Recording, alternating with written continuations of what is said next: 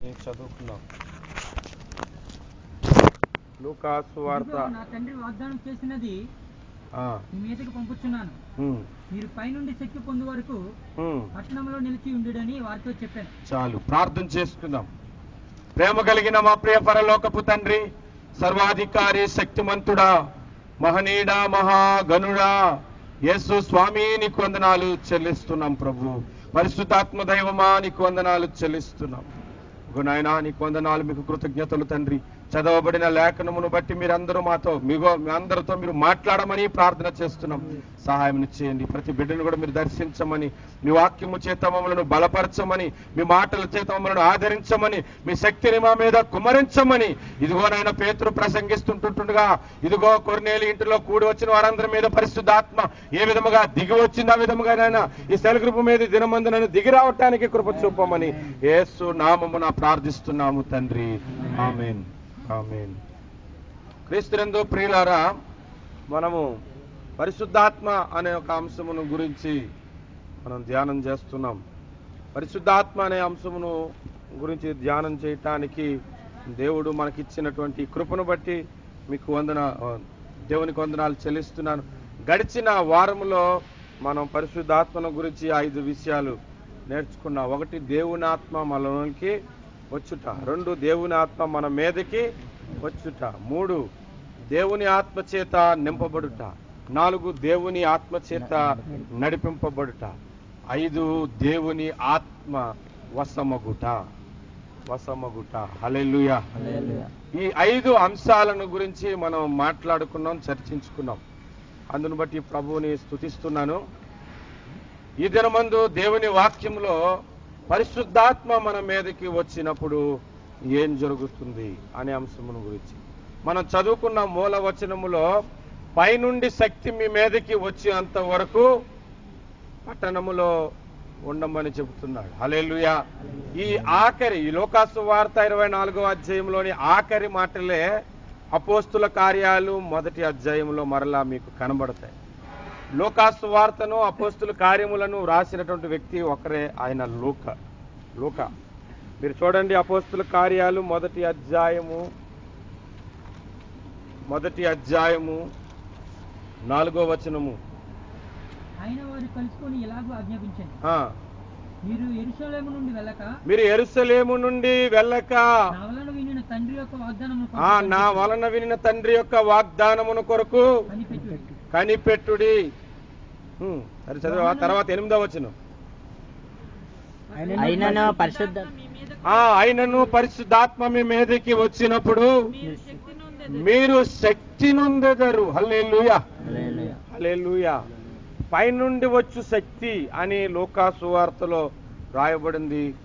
అపోస్తుల కార్యాల్లో మనం చూస్తే అది దేవుని యొక్క ఆత్మాభిషేకం అని స్పష్టమైపోతుంది. హల్లెలూయా. దేవుని యొక్క ఆత్మ మన మీదకి వచ్చినప్పుడు మీరు శక్తి నొందుదురు. హల్లెలూయా. మీరు ఒక మాటను గమనించండి. ఎందుకొరకు మనకి దేవుని శక్తి కావాలి? ఎందుకొరకు దేవుని ఆత్మాభిషేకం మనకు కావాలి? ఇదే నా అంశం ఈరోజు. ఎందుకొరకు ప్రతి విశ్వాసికి దేవుని యొక్క అభిషేకం కావాలి అనేది ఆలోచించాలి. ఎందుకొరకంటే శక్తి నొందుట కొరకు అని మనం అక్కడ చదువుతున్నాం. శక్తి అంటే దేని కొరకు?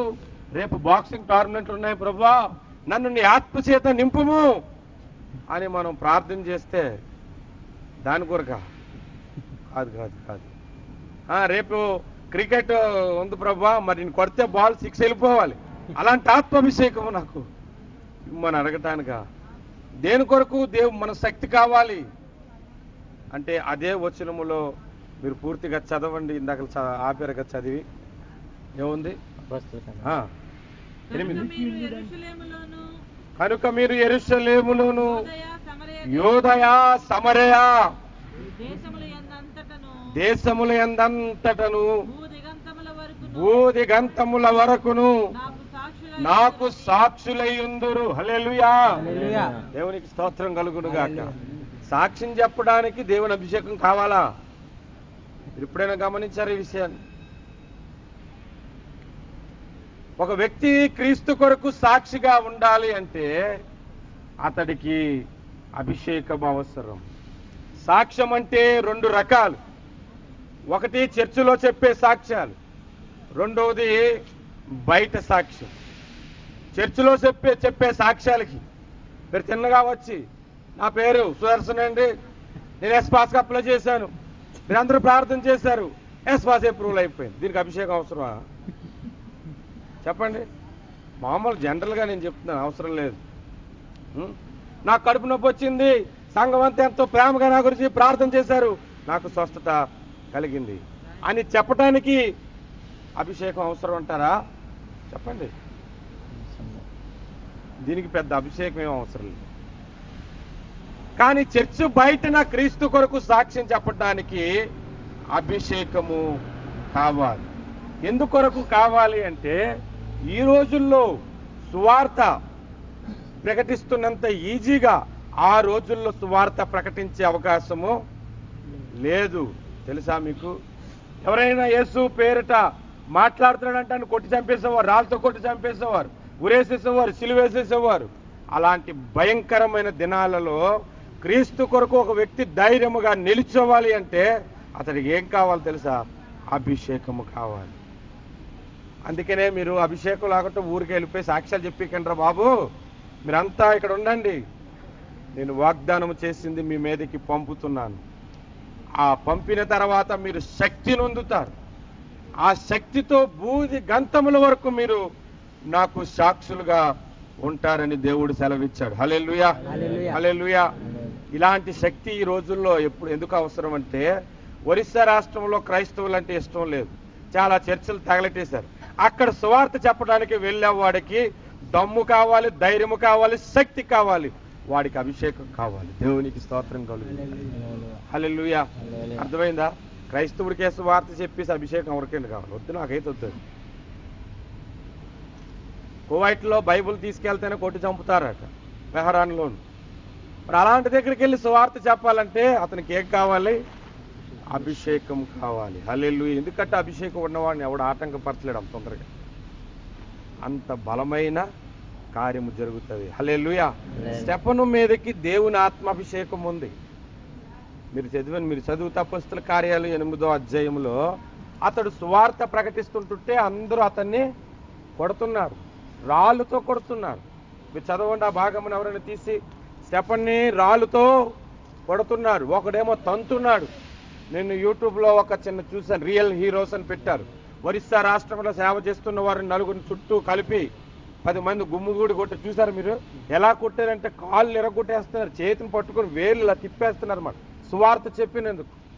వాళ్ళు నిజమైన రియల్ హీరోస్. హల్లెలూయా. అలాంటి వాళ్ళకి మనం ఫ్యాన్ అయిపోతే మంచిది. దేవునికి స్తోత్రం కలిగింది కదా. ఊరికనే ఏసీ రూమ్లో ఉన్న వాళ్ళకి ఫ్యాన్లు అవ్వకండి, మీరు నాలాంటి వాళ్ళకి కూడా ఫ్యాన్లు అవ్వకండి, అలాంటి వాళ్ళకి ఫ్యాన్లు అయిపోండి, మంచిది. హల్లెలూయా. అలాంటి ప్రదేశాల్లో సువార్త చెప్పాలంటే దేవుని యొక్క ఆత్మాభిషేకం. అపొస్తలుల కార్యాలు 8వ అధ్యాయంలో చూస్తే స్టెఫన్ని కొట్టేటప్పుడు వాళ్ళు ఏం చేశారు చెప్పండి? అందరూ గుమ్ముగూడి చదవండి ఆ భాగము. 8వ అధ్యాయం చెప్పాను అపొస్తలుల కార్యాలు, ఇంకా ఎత్తుక్కుంటున్నారా? వచనం కూడా చెప్పాలా? ఓ అయితే సంగతి. మీరు ఏదో చాలా ఫాస్ట్గా తీస్తారు కదా అనే ఉద్దేశంతో అపొస్తలుల కార్యములు, క్షమించండి 8వ అధ్యాయం కాదు 7వ అధ్యాయం 54వ వచనం. వారు మాటలు విని కోపముతో మండిపడి అతనిని చూచి పండ్లు కొరికిరి. ఏం చేశారు వారు? స్టెఫను చెబుతున్న మాటలు విని కోపపడి పండ్లు కొరికారు. ఎలా కొరికారంటే ఇంకా ఒక్కొక్కడు పండ్లు అలా బిగబెడితే కొట్టేస్తారని మనకు తెలిసిపోతుంది కదా. అలా పండ్లు కొరికిరు. అయితే అతడు పరిశుద్ధాత్మతో నిండుకొనిన వాడై ఆకాశము వైపు తేరు చూచి దేవుని మహిమను, యేసు దేవుని కుడిపార్శ్వమందు నిలిచి ఉండుటయు చూచి ఆకాశము తెరవబడుటయు మనుష్య కుమారుడు దేవుని కుడిపార్శ్వమునందు నిలిచి ఉండుటయు చూచుచున్నానని చెప్పారు. అప్పుడు వారు పెద్ద కేక వేసి చెవులు మూసుకొని ఏకముగా అతని మీద పడి ఏం చేశారు చెప్పండి? వాళ్ళందరూ పెద్ద కేకలు వేసి, రెండవది చెవులు గట్టిగా మూసుకొని ఒకేసారి 1 2 3 అని చెప్పి అతని మీద పడ్డారు. ఎందుకు చెవులు మూసుకున్నారు? స్టెఫను అరిస్తే అది మనకి వినబడకూడదనా? ఎందుకు తెలుసా? స్టెఫను పలుకుతున్న మాటలు వాళ్ళకి గుండెల్లో గుచ్చుకుంటున్న దేవునికి స్తోత్రం కలుగును. అది వింటే మారిపోతామేమో అన్నంత భయం వాళ్ళకు వచ్చేసి, అందుకని ఆ మాటలు వినకుండా చెవులు మూసుకొని గుమ్మిగూడి అతని మీద గెంతేశారు. ఒక్కసారిగా దూకితే ప్రాణం పోయింది. హల్లెలూయా. కిందటి వారం పాస్టర్ గారు చెప్పినప్పుడు ఒక మాట చెప్పారు. ఎప్పుడు చూడండి బైబిల్లో దేవుడు యేసు ప్రభు తండ్రి కుడి పార్శ్వమున కూర్చుంటాడు, ఇక్కడ మాత్రం నిలుచొని ఉన్నాడు. ఎందుకో తెలుసా? నా కుమారుడా రా నా దగ్గరికి, నీ కొరకే నేను ఉన్నానని. దేవునికి స్తోత్రం కలుగును గాక. హల్లెలూయా. అభిషేకం ఎందుకంటే బూది గంతముల వరకు సాక్షిగా ఎవరైనా ఉండాలనుకుంటే వాడికి అభిషేకం అవసరం. అటువంటి వ్యక్తికి దేవుని ఆత్మచేత నింపబడటం అవసరం. మీరు ఒక మాట చెబుతాను, మీరు వినండి. యేసు ప్రభు శిష్యులు యేసు ప్రభు చేసిన అద్భుతాలన్నీ చూశారు. నీళ్లను ద్రాక్షరసముగా మార్చుట చూశారు. 5 రొట్టెలు 2 చేపలు 5,000 మందికి పంచటం చూశారు. యేసు ప్రభు నీటి మీద నడుచడం చూశారు. యేసు ప్రభు గాలిని గర్దించగా అది నిర్మలమైపోవడం శిష్యులందరూ చూశారు. 12 సంవత్సరాల నుంచి రక్తస్రావంతో బాధపడుతున్న ఆమె ఆయన వస్త్రం ముడితే చూశారు. పక్షవాయు గల వాడిని బాగు చేసినప్పుడు చూశారు. చెవులు వినిపించబడుతుంటే వినపడలేని వాడిని యేసు వేలు పెట్టి బాగు చేయటం చూశారు. గుడ్డివాడికి ఉమ్ము వేసి స్వస్థపరచుట చూశారు. చనిపోయి 3 దినాలు అయిపోయిన లాజరు లేచిరా అని పిలిస్తే లాజరు బ్రతికింపబడుట కూడా శిష్యులు చూశారు. ఎన్ని అద్భుతాలు చూశారంటే అసలు యేసు చేసిన అద్భుతములను గురించి యోహాను సువార్త ఆఖరి అధ్యాయం ఆఖరి వచనములలో ఏమని ఉందంటే, ఆయన చేసిన కార్యములను అద్భుత కార్యములను మనము రాయబూనుకుంటే ఈ భూలోకమైనను సరిపోదు అని. 3.5 సంవత్సరాలలో ఇన్ని అద్భుతాలు. అసలు మీరు ఎంత ఆశ్చర్యమండి. ఎందుకో నేను చెప్తున్నాను, మీరు వినండి. ఎందుకు అంత అద్భుతాలు జరిగాయంటే, యేసు ప్రభు ఎక్కడైనా నించుంటే ఆయన్ని దాటి ఏ శవం కూడా వెళ్ళలేదు. అలా అంత దూరమే లేచి వెళ్ళిపోయావు. అవన్నీ రాయలేదు బైబిల్లో. అలా రాగా నా పవర్కి అక్కడ లేచి వెళ్ళిపోవడమే తెలుసా? పెంతుకోస్తు వ్యవస్థాపకు పిఎం శామ్యూల్ గారు ఎండటి వేళ ఇసుకలో మోకాళ్ళేసి ప్రార్థన చేశారు, 2 చేతులు పైకి. ఆయనకి ఇచ్చినటువంటి అభిషేకం ఏంటంటే, ఆయన ఏదైనా ఊర్లో నడుచుకుంటూ వెళ్ళాడంటే బైబిల్ పట్టుకొని దెయ్యం పట్టిన ఎవరైనా ఉంటే పరిగెట్టుకొచ్చి బాబు ఈ ఊరు వదిలి వెళ్ళిపో అని ఏడ్చేవారు అనమాట ఆయన దగ్గరకు వచ్చి. ఆయనకి అంత అభిషేకం అంటే మరి యేసుకి ఎలా ఉంటుంది చెప్పండి? యేసు ఇక్కడ పలికితే అక్కడెక్కడో ఉన్నోడు లేచాడు. హల్లెలూయా. మనం ఈ రోజు ఇక్కడ పలికితే అక్కడ ఉన్న జయబాబు లేస్తాడు. దేవునికి స్తోత్రం కలుగుతుంది. హల్లెలూయా. అంత అభిషేకము యేసు మీద ఉంది. అలాంటి ఎన్నో అద్భుతాలు శిష్యులు చూశారు. ఒకరోజు సిలువ మరణానికి ముందు రోజు యేసు ప్రభు అన్నాడు, నన్ను సిలువ వేస్తారు, లేఖనములో రాయబడినట్లు గొర్రెల కాపరిని చంపితే గొర్రెల కాపరి మీద ఖడ్గం విసిరితే గొర్రెలన్నీ చెదిరిపోవనని ఉంది కదా, కాబట్టి మీరు నా నిమిత్తము అభ్యంతర పడతారు అని యేసు ప్రభు ప్రకటన చేశారు. మీరు ఈ మాటలన్నీ చదువుకోవాలనుకుంటే మత్తయి సువార్త 26వ అధ్యాయం అంతా చదువుకోనండి. నేను రెఫరెన్సులు చెప్పను. మీరంతా చదువుకుంటే యేసు ప్రభు ఆ మాట చెప్పగానే పేతురే మొట్టమొదటిగా రెస్పాండ్ అయ్యాడు తెలుసా ఆ మాటకి. ప్రభువా, నీ నిమిత్తం ఎవరైనా అభ్యంతర పడనే కానీ నేను మాత్రం అభ్యంతర పడను. ఇలాంటి పోతు కబుర్లు లాంటి వాళ్ళు ఉండరు ముందు నాకు తెలుసు. మరి మనందరము కలిసి ఈ సెల్ గ్రూప్కి మనం అంత బలంగా వాడబడాలి, ఈ సెల్ గ్రూప్ని మనం అలా చేయాలి ఇలా చేయాలి అని చెప్పిన వాళ్ళు వెళ్ళిపోయారు. నాకు తెలిసి ఏమీ చెప్పలేరు, బలంగా ఉన్నారు. హల్లెలూయా. అన్నా నువ్వు పెట్టే, నేను వచ్చేస్తాను అన్నోడు రాలేదు. ఎవరు నాతో మాటలు పలకని వాళ్ళు వచ్చారు నాతో. దేవునికి స్తోత్రం కలుగుడుగా. ఇలాంటి పోతు కబుర్లు లాంటి వాళ్ళు ముందు వెళ్ళిపోతారని సంగతి నాకు తెలుసు. ఎందుకంటే మరి లేఖనము రాయబడింది నెరవేరక తప్పుతుందా? ఖచ్చితంగా నెరవేరుతుంది. పేతురు ఆ మాట అనగానే యేసు ప్రభు అన్నాడు, ఈ రాత్రి తెల్లవారే లోపు కోడి కూస్తే లోపు నువ్వు నేనెవరో తెలియదనేస్తావరా అన్నాడు. నేనెవరో తెలీదు అంటావు నువ్వు అని అన్నాడు. లేదు ప్రభు నేను అలాంటి కాను, నీ కొరకు మరణించవలసి వచ్చినను నేను మరణించేది. నేను చెప్పిన మాటలన్నీ అందులో ఉంటాయి, మీరు చదవండి, నీ చదివి వచ్చాను అనంటే తక్కిన శిష్యులు అందరూను ఆ ప్రకారమే పలికిరి అని రాయబడు. అందరూ కూడా అవును ప్రభా, పేతురనేటి నేను కూడా నీ కొరకు ప్రాణం పెడతాను, నేను కూడా నీ కొరకు ప్రాణం పెడతాను అని అన్నాడు. ఇంకా సమయం కావస్తుంది, రోమా సైన్యం వచ్చేసి వాళ్ళ మధ్యన మన ప్రియ శిష్యుడు ఉన్నాడు యోధ. కొంతమంది ఎంపలు తీసుకుని ఏదో అంటారు మా ఏరియాలో, చాలా డేంజర్ అని బాబాడు. చిన్నగా యేసుప్రభుకి ఏమి ఇంటిచ్చాడు అనుకున్నావు? ఒక ప్రేమ గుర్తు ఇచ్చాడు, వెళ్ళి ముద్దు పెట్టుకుంటు, ముద్దుతో చంపేసాడు ఈడేనండి. తెలుసా? ఇక్కడ ఉండాలి చెప్తాను, మీరు ఎక్కడ ఉండండి, నేను వెళ్ళి ముద్దు పెడతాను ఆయన యేసుప్రభు అని. ఎందుకంటే పంపించిన వచ్చినటువంటి సైన్యం కొత్త సైన్యం, యేసు ఎరగని వ్యక్తులను పంపించారు. అక్కడికి వెళ్ళగానే యేసుప్రభుని ముద్దు పెట్టుకోవడానికి వెళ్ళబడిన చెలికాడా రమ్ము అని పిలిచాడు యేసయ్య. హల్లెలూయా, హల్లెలూయా, దేవునికి స్తోత్రం కలుగునుగా. దగ్గరికి వెళ్ళగానే ముద్దు పెట్టుకున్నాడు. రోమా సైన్యం చుట్టూ మూగేసింది. అటు ఇటు చూసేసరికి పేతురు కోపం వచ్చేసింది. ఏం చేయాలో తెలియక పక్కన ఉన్న వరలో నుంచి కత్తి తీశాడు. ప్రధాన యాజకుని చెవు నరికేసి ఒక్క నరుకు నరకగానే ఆ చెవు కింద పడిపోయింది. పడిపోగానే యేసుప్రభు ముందు నీ కత్తి తీసి పక్కన పెట్టి, కత్తి పట్టుకున్నవాడు కత్తితోనే చనిపోతాడు. ఈ సమయం అందు నేను తండ్రిని వేడుకుంటే 12 వ్యూహముల సేనను ఆయన పంపలేడనియు నీవు కత్తి పట్టుకున్నావా అని అంటాడు యేసుప్రభు కదా. ఆయన ఈ సమయంలో వేడుకుంటే ఎంతమంది అనుకుంటున్నారు? సేన అని అన్నాడు కదా. సేన అంటే తెలుసా మీకు? అనేకులు అని అర్థం. సేన దయ్యం పెట్టినాడు ఏమన్నాడు?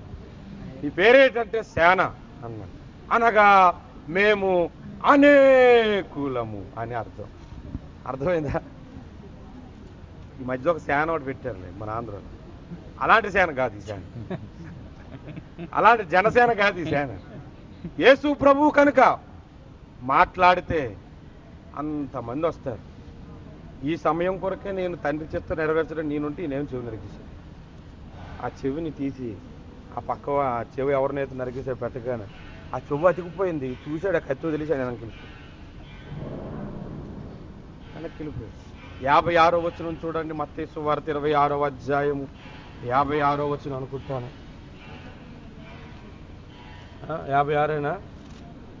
మత్తయి సువార్త 56. అయితే ప్రవక్తల లేఖనములు నెరవేరునట్లు ఇదంతయు జరిగినని చెప్పింది. అప్పుడు శిష్యులందరూ ఆయనను విడిచి వెళ్ళిరి అనుందా? పారిపోయారంటే అలా ఎలాగెళ్తారు? పారిపోవడం ఎప్పుడైనా పారిపోయారా? సడన్ గా షిప్యార్డ్లో అలారం మోగింది, ఫైర్ అయిందని మీరు ఎలా పరిగెడతారు? అంతకంటే ఘోరం పరిగెత్తారు. వీళ్ళు అసలే కొండలేకేవాళ్ళు కదా, పరిగెత్తారు. ఒక్కడు లేడు అక్కడ. కానీ కొన్ని గంటల క్రితం యేసు ప్రభుత్వం ఏమన్నారో తెలుసా? వాళ్ళు ఎవరు అభ్యంతరపడినా నేను అభ్యంతరపడినా అన్నాడు, ముందు పరిగెట్టాడు. తర్వాత చెప్పిన వాళ్ళు తర్వాత పరిగెత్తాడు.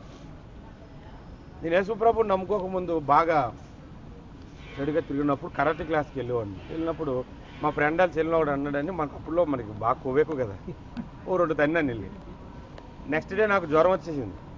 హిందుస్థాన్ హాస్పిటల్కి తీసుకెళ్లారన్నమాట, విశాఖపట్నంలో ఉన్న గవర్నమెంట్ హాస్పిటల్ తీసుకెళ్తే నాతో పాటు నా ఫ్రెండ్స్ అందరూ వచ్చారు. హాస్పిటల్ తీసుకెళ్ళారు. నేను తిన్నప్పుడు ఇలా వీళ్ళందరూ నాతోనే ఉన్నారు. నేను ఎవరినైతే తిన్నానో ఆడు ఒక 30 మందిని తీసుకొచ్చాడు అన్నమాట. తీసుకొచ్చి అందరూ చుట్టుముగేగానే మావాడు ఒక్కడో లేడు, అందరూ పారిపోయారు. ప్రభు ఒక కృప ఆ రోజుల్లో నా మీద ఉంది. నేను ప్రభుని నమ్ముకోకపోయాను. ఎందుకంటే అందులో నేను ఎవరినైతే కొట్టానో వాళ్ళ అన్న నాకు బాగా ఫ్రెండ్.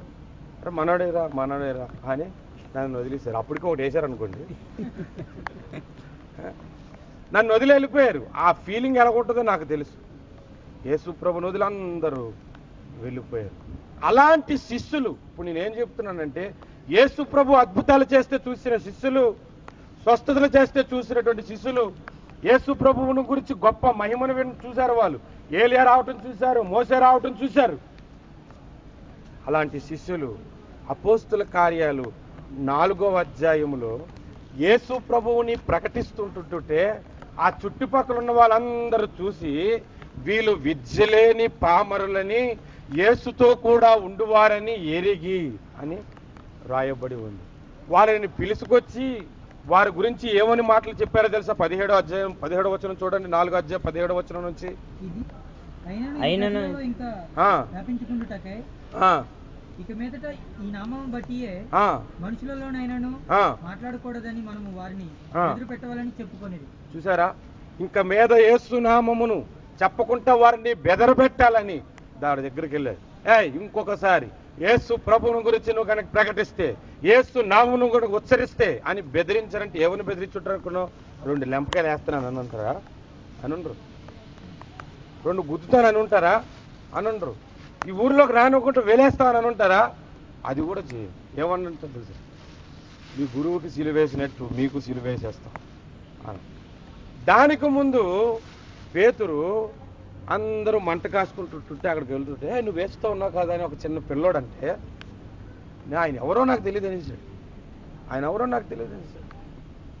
అలాంటి పేతురికి ఇంత బలం ఎలాగొచ్చింది, ఇంత ధైర్యం ఎలాగొచ్చింది అలాంటి వ్యక్తుల మధ్య అంటే దానికి దీనికి మధ్య పరిశుద్ధాత్మ కుమ్మరింపు జరిగింది. హల్లెలూయా. అందుకనే ఆయన శక్తి కలిగి ఉన్నాడు. దేవునికి స్తోత్రం కలుగును గాక. ఏ వ్యక్తి అయినా సరే ఒక మూర్ఖుడి దగ్గరికి వెళ్ళి సువార్త ప్రకటించాలంటే అభిషేకం ఉండాలి. అభిషేకం లేకుండా దేవుని సువార్తను మనం ప్రకటించలేము. హల్లెలూయా. ఇంకో విషయం తెలుసా? మనం ఎప్పుడైనా మన చుట్టుపక్కల ఉన్న వాళ్ళకి సువార్త ప్రకటించాలని ప్రేరేపణ మనకు వచ్చినా మనం ఎందుకు ప్రకటించమంటే దానికి తగినంత అభిషేకం నీ మీద ఉంది. అందుకే బలహీనపడుతుంది. తెగింపు రోషం ఉండదు మనకి. తెగింపు రోషం అంటే అన్యజనుల్లో ఉండే తెగింపు రోషం గురించి నేను చెప్పట్లేదు, తెలుసా? యేసు కొరకు ప్రాణం పెట్టే అంత రోషం ఉండాలి. యేసు కొరకు జీవించటానికి దాని ప్రాణంలో కూడా లెక్క చేయకుండా బ్రతికే రోషం ఉండాలి.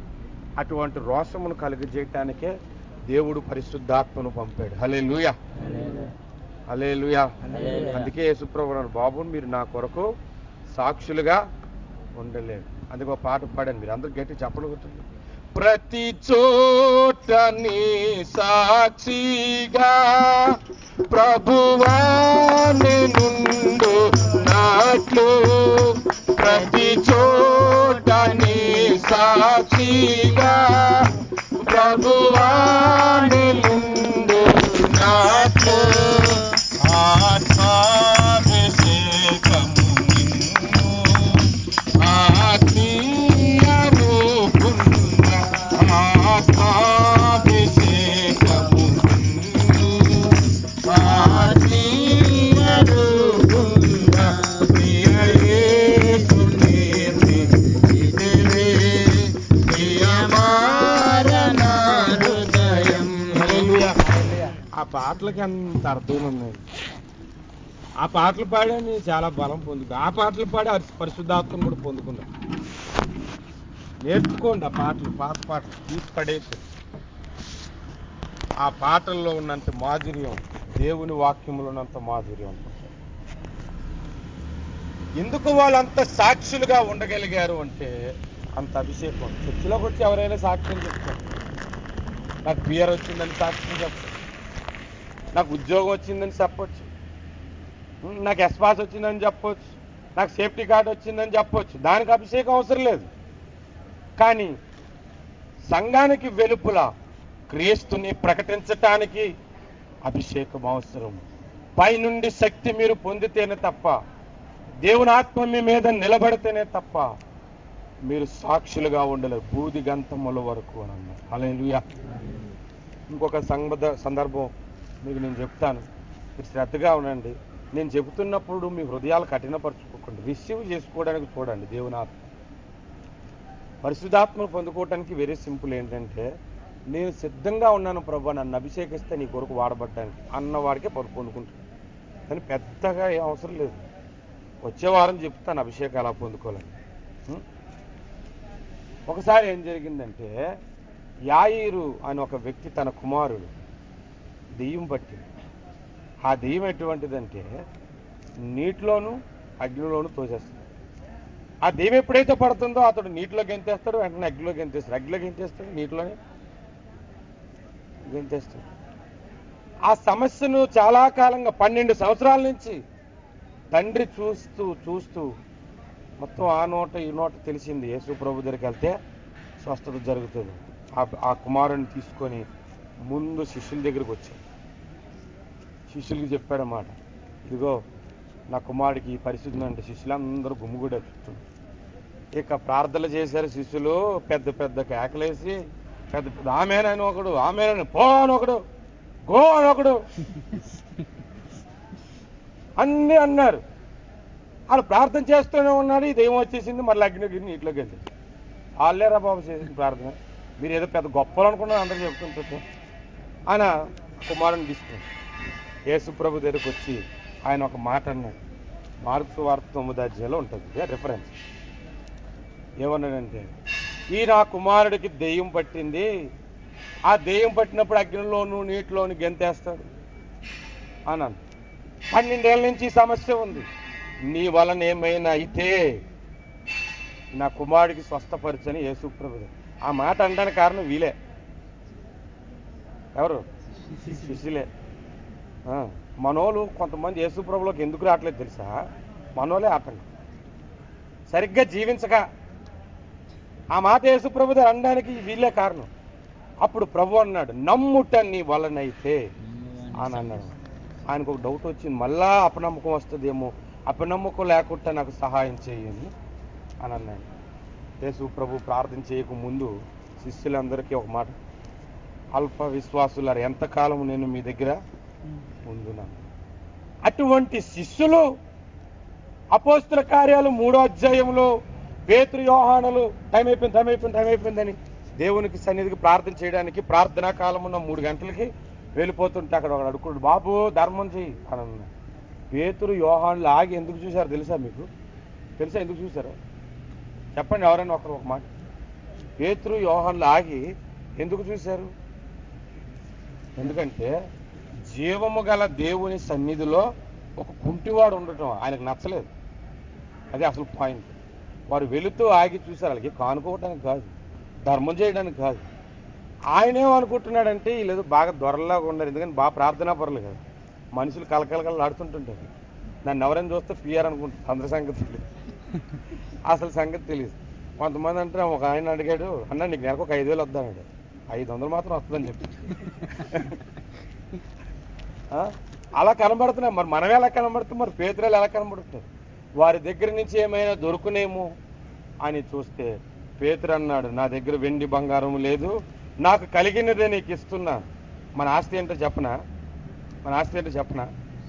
యేసునామమే మన ఆస్తి. హల్లెలూయా. యేసునామమే మన ఆస్తి. హల్లెలూయా.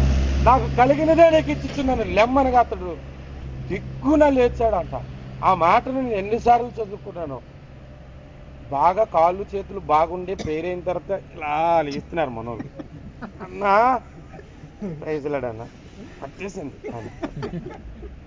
అలాంటిది చిన్నప్పుడు పుట్టుకు నుంచి కుంటోడు ప్రార్థన చేయక దిగ్గన లేచి నుంచి గెంతులేసుకుని తెలిపాడు. హల్లెలూయా.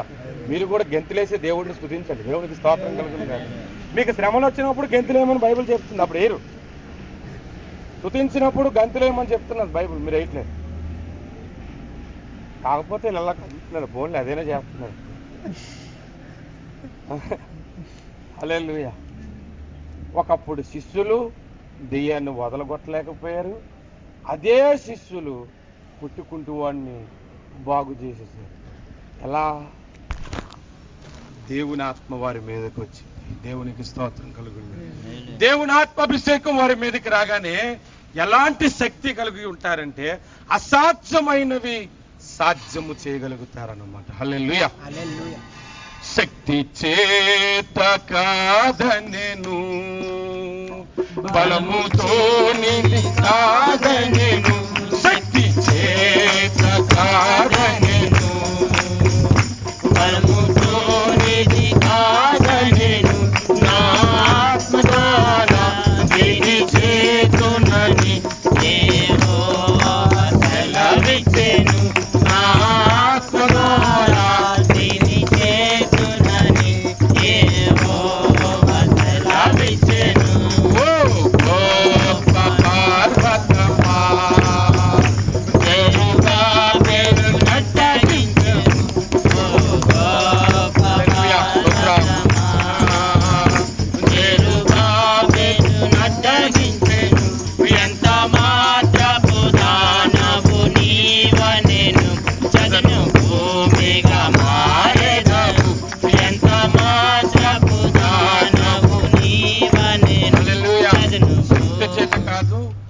బలము చేత కాదు. దేవుని పనులు ఏదైనా చెయ్యాలంటే మన శక్తితో మనం చేయలేం, మన బలముతో చేయలేం, మన జ్ఞానముతో కూడా చేయలేం మనం. అందుకే పౌలు అన్నాడు, నన్ను బలపరచువాని అందే నేను సమస్తమును చేయగలుగుతున్నాను అన్నాడు. ఫిలిప్పీ పత్రిక 4:13 ఈ మాట రాయబడి ఉంది. నన్ను బలపరచువాని అందే నేను సమస్తమును చేయగలను. మీరు ఏ పనైనా దేవుని కొరకు చేయబూనుకుంటే మొట్టమొదటిది మీరు ప్రార్థించవలసింది ఏంటంటే, ప్రభువా నీ ఆత్మ చేత నన్ను అభిషేకించు, ఆ పని కొరకు నన్ను అభిషేకించు అన్నాను. బైబిల్ గ్రంథంలో నిర్గమకాండంలో బెల్షస్సర్ అన్న ఒక ఆయన ఉన్నాడు, మీకు తెలుసు కదా. అతడు ఏం చేసేవాడు చెప్పండి? దేవుని పని గురించి, దేవుని సంఘంలో అదే ప్రత్యక్ష గుడారంలో ఏం చేసేవాడు తెలీదా మీకు? తెలిసా? ఊగుట్టావు. ఆయన ఏం చేసేవాడంటే బలిపీఠం, గంగాలం ఇవన్నీ తయారు చేస్తుండేవాడు. అది తయారు చేయటానికి జ్ఞానాత్మ పూర్ణుడు ఆయన బైబిల్ చెప్తుంది. దేవుని సన్నిధిలో ఏ పని చేయడానికైనా ఆత్మాభిషేకము కావాలి. అర్థమవుతుందని చెప్తుంది. ఆత్మాభిషేకము లేకుండా దేవుని పని మనం చేయలేము. రెండో పాయింట్ నేను చెప్తున్నాను, మీరు శ్రద్ధగా వినండి. నెహెమ్యా గ్రంథము 9వ అధ్యాయము 20వ వచనాన్ని ఎవరైనా చదువుదాం. నెహెమ్యా గ్రంథము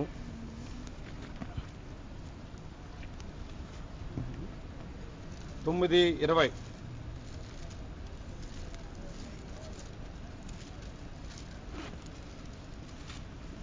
తీయాలి తొందరగా.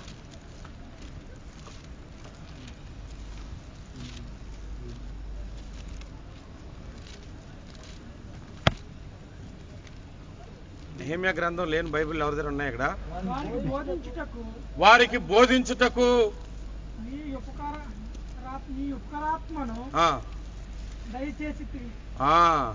వారు బోధించుటకు ఉపకారాత్మను దయచేసి. మీకు ఇంకా క్లియర్గా చూపెడతాను ఒక మాటను. లూకా సువార్త 4వ అధ్యాయము 18వ వచనం. లూకా సువార్త 4వ అధ్యాయము 18వ వచనం చూస్తే, ప్రభువాత్మ నా మీద ఉన్నది పేదలకు సువార్త ప్రకటించటానికి ఆయన నన్ను అభిషేకించెను. హల్లెలూయా. హల్లెలూయా. దేవుని వాక్యమును బోధించాలంటే, దేవుని సువార్తను ప్రకటించాలంటే, దేవుని ప్రజలకు దేవుని వాక్యమును అందించాలంటే అతనికి ఏం కావాలి? అభిషేకం కావాలి. నేను ఒక విషయం అడుగుతాను. ప్రభువు ఆత్మ నా మీద ఉన్నది. ఎవరి మీద ఉన్నది చెప్పండి. ప్రభువు ఆత్మ నా మీద ఉన్నది అనండి. ఎవరి మీద ఉన్నది రాసింది? ఎవరి మీద? యేసు ప్రభు మీద. అంటే యేసు ప్రభు ఆయన ప్రభు. ప్రభువు మీద ఏముంది? ఎంతమంది ప్రభువులు కనబడుతున్నారు? ప్రభు ఆత్మ నా మీద ఉన్నది. ఒక విషయం అడుగుతాను. యేసు ప్రభు తన గురించి తాను ప్రకటించుకోవటానికి అభిషేకం అవసరం అంటే మీరు ఆలోచించండి. ఆయన గురించే కదా చెప్పేది. అక్కడ చదివిన తర్వాత ఏమన్నాడు? ఇది మీ వినికిడిలో నెరవేరినదని ఆయన గురించే రాయబడిన భాగమును తీసి చెప్పాడు. ఆ మాటలు చెప్పటానికి, ఆయన గురించి ప్రకటించుకోవటానికి ఆయనకే అభిషేకం అవసరమైతే మరి ఆయన మాటలు ప్రకటించడానికి ఇక్కడ నించున్న మరి నాకు ఉండొద్దు? ఆయన సంఘాన్ని నడిపిస్తున్న సంఘ కాపరులకు ఉండొద్దు? సంఘంలో నాయకులకు ఉండొద్దు అభిషేకం? అసలు అభిషేకం అనేది సంఘం అంతటి మీద ఉండాలి. దేవునికి స్తోత్రం. ఈనాడు క్రైస్తవ సంఘాలు బలహీన పడిపోవటానికి కారణం ఏంటంటే సంఘ కాపరుల మీదే ఉండట్లేదు అభిషేకం. అందులో 190 మందికి అభిషేకం లేని సేవకులు ఉన్నారు. అందుకే సంఘము బలహీనమైపోతుంది. ఎప్పటికప్పుడు అభిషేకించని మనం ప్రార్థించాలి. దావీదు ప్రార్థించేసాడు, కొత్త తైలముతో నన్ను అభిషేకించు. అంటే అర్థమేంటి? నిన్నటి వరకు నేను వాడబడిన స్థితి కంటే ఈరోజు ఇంకా ఉన్నతంగా నేను వాడబడటానికి క్రొత్త తైలముతో నన్ను అభిషేకించమని అడిగాడు. హల్లెలూయా. యేసు ప్రభుకే దేవుని ఆత్మాభిషేకం అవసరమైతే మరి మనకెంత కావాలండి?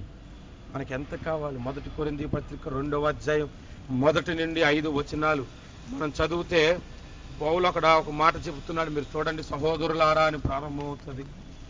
సహోదరులారా, నేను మీ యొద్దకు వచ్చినప్పుడు వాక్చాతుర్యముతో గాని జ్ఞానాతిశయముతో గాని దేవుని మర్మమును మీకు ప్రకటించుచు వచ్చిన వాడను కాను. చూసారా, పౌలు ఏమంటున్నాడంటే, మీ దగ్గరికి వచ్చి వాక్యము చెప్పడానికి వచ్చినప్పుడు జ్ఞానముతో గాని వాక్చాతుర్యము. పౌలుకు 2 ఉన్నాయి. జ్ఞానం ఉంది, మంచిగా మాట్లాడతాడు. మరి ఎవరినైనా పడేయాలంటే పడేసేస్తాడు.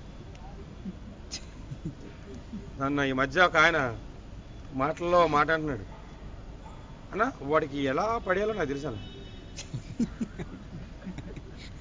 ఎట్లా పడేయాలో కూడా తెలుసు అన్న ఆ పిల్లోడికి అని అన్నాడు. మన మాట తీరు ఉంటుంది కొంతమందికి, ఉండదని అని అంటలేదు. అలాంటి మాట తీరులకి పడిపోయే బాలాకులు కూడా ఉన్నారు తెలుసా. బాలాకు దగ్గరికి మొదట కొంతమందిని పంపించారు. బిలాము దగ్గరికి బాలాకు కొంతమందిని పంపించాడు. ఎందుకంటే ఇశ్రాయేలీయులను శపించటానికి. వారు వచ్చి మాట్లాడితే ఆ మాటలకు పడలేదు. దేవుడు చెప్పాడు, నువ్వు వెళ్ళొద్దు వాళ్ళతో. అప్పుడు బాలాకు మరికొంతమందిని వాక్చాతుర్యం గల వారిని పంపించను అని రాసింది బైబిల్లో. వారు వచ్చి మాట్లాడినప్పుడు పడిపోయాడు. కొంతమంది మాటలు పోగండి. ఒక ఆయన అన్నాడు, లావుగా ఒక ఆయన ఉంటాడు మాట, మా ఫ్రెండ్ అన్నాడు, నీ పొట్ట నిండా మాటలేరా అలా మాట్లాడతాడన్నమాట. ఎంత తెలివిగా మాట్లాడతాడంటే అంత తెలివిగా మాట్లాడు. పౌలకి మంచి వాక్చాతుర్యం ఉంది, జ్ఞానం ఉంది. ఆ 2 ఉపయోగించి వాక్యం చెప్పండి. తర్వాత వచ్చింది, నేను యేసుక్రీస్తును అనగా సిలువ వేయబడిన యేసుక్రీస్తును తప్ప మరి దేనిని మీ మధ్య నెరుగుకుందునని నిశ్చయించుకుంటుని మరియు బలహీనతతోను భయముతోను ఎంతో వణుకుతోను మీ యొద్ద నుంటిని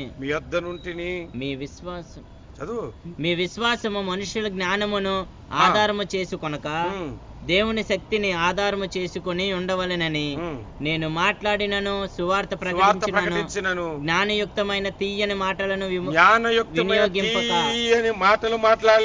వినియోగింపక పరిశుద్ధాత్మయు దేవుని శక్తియు వినియోగించి మాట్లాడాడంట. హల్లెలూయా. తీయని మాటలు కానీ, జ్ఞానముతో కానీ, వాక్చాతుర్యంతో కానీ మనం బాగా చెప్పి బాగా మార్కులు వేయించుకుందాం అనుకుంటే అక్కడ పని జరగదు. బాగా చెప్పాడని అంటారే కానీ పని జరగదు. మీకు ఒక విషయాన్ని చెప్తాను. బిల్లీ గ్రామ్ గారు ఒక స్టేడియంలో వాక్యమును చెప్తున్నప్పుడు ఆయన దేవుని ప్రేమను ప్రకటిస్తున్నాడు. అమెరికా దేశంలో ఆయన ఉన్నటువంటి ఆ చర్చ్ ప్రాంగణంలో చాలా పెద్దది గ్లోబ్ ఉండి అక్కడ రాసి ఉంటుందంట, దేవుడు లోకమును ఎంతో ప్రేమించడని పెద్ద పెద్ద అక్షరాలతో రాసి ఉంటుందంట.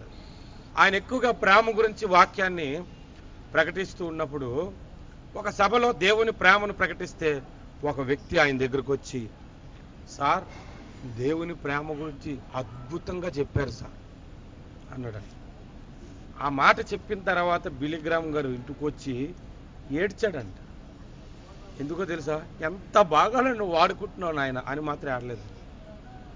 నేను ఇంత కష్టపడి నీ ప్రేమను చెబితే ఎంత బాగా చెప్పాను అన్నాడే కానీ నీ ప్రేమ ఎంత గొప్పదని అనలేదు తండ్రి ఆయన అని ఏడ్చాడు. ఏడిచి ప్రార్థన చేసి వెళ్తే అదే వ్యక్తి వచ్చి దేవుని ప్రేమ ఎంత గొప్పదని అన్నాడంట 2వ మీటింగ్కి. హల్లెలూయా. అది అభిషేకంలో ఉన్న తేడా. నేను జ్ఞానముతో మాట్లాడితే మిమ్మల్ని అందరినీ ఆకర్షించుకుంటాను, నా వైపుకి త్రిప్పుకోగలను. అలా త్రిప్పుకున్న వాళ్ళు మీరు కూడా చూడొచ్చు, ఎక్కడికి వెళ్ళా చూడొచ్చు, ఆంధ్రలో కానీ సింగపూర్లో కానీ ఎక్కడైనా చూడండి. కానీ ఆ విశ్వాస జీవితంలో కార్యము జరగదు. మీ దగ్గర కార్యము జరగాలి అంటే అభిషేకముతో దేవుని వాక్యమును బోధించాలి. యేసు ప్రభుకే అభిషేకం అవసరమైతే మనకి ఇంకెంత అవసరమై ఉండాలి దేవుని అభిషేకం. ఆలోచించండి. ఒక సేవకుడు దేవుని మాటలు చెప్పటానికి ఎవరు యోగ్యుడంటే 1 కొరింథీ పత్రిక 4వ అధ్యాయము 1వ వచనములో బైబిల్లో ఇలా రాయబడింది చూడండి.